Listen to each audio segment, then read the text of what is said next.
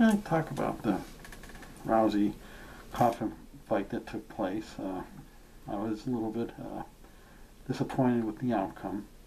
Not surprised though, just disappointed. I figured the only way Kaufman was going to win if he got that one lucky punch in. And of course that didn't happen, so it is what it is. Like I said, not surprised it happened. I don't think. I mean, Kaufman's a street fighter. And I'll give Ronda Rousey credit. She does have a black belt in judo, a legitimate martial art. I give her credit for that. And this is why she's winning her bouts so easily. She's going up basically against amateurs.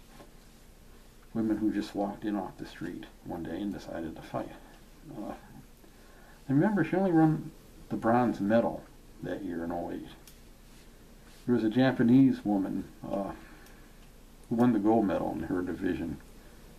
I don't remember what her name is. I wouldn't be able to pronounce it anyway, but you can look it up online. Imagine what she would have done if she was in the MMA. She'd be winning, the gold medal winner that is. She would be winning the matches faster than Rousey has. There's no substitute for experience, especially in the fight game. That's why in boxing you see most of the champions who go on to become world champions, not all of them, but majority of them have had strong amateur background, have gone to the Olympics, like Ali, Sugar Ray Leonard, Joe Frazier, George Foreman. This is why they won, and there's been exceptions, like Roberto Duran. He didn't really have much of a amateur background, so there are exceptions. But when you're talking about this so-called sport, this hasn't been around for that long. So you got all these women basically on the same level. That's the off the street into the gym level. They're not used to going up against somebody who has this type of experience. And it's not just wrestling, it's not just grappling. It's also applying and escaping submission holds.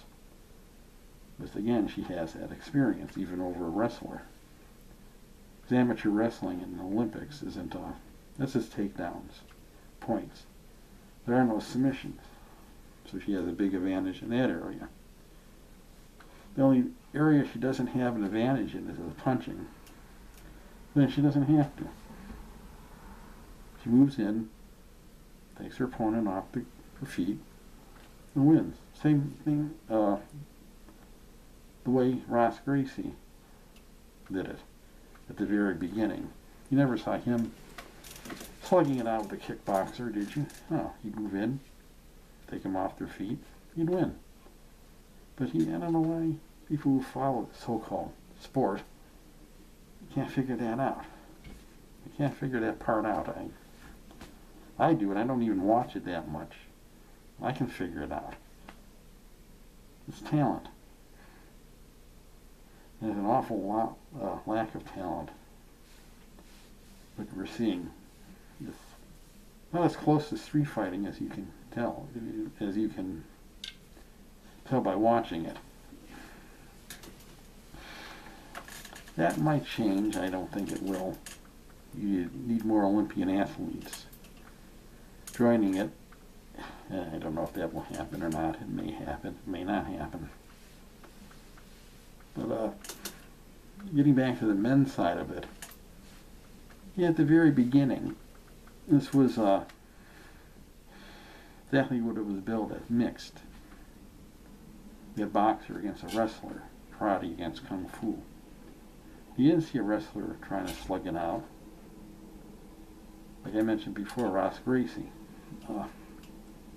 Now all I'm seeing is every fighter fights a lot, alike.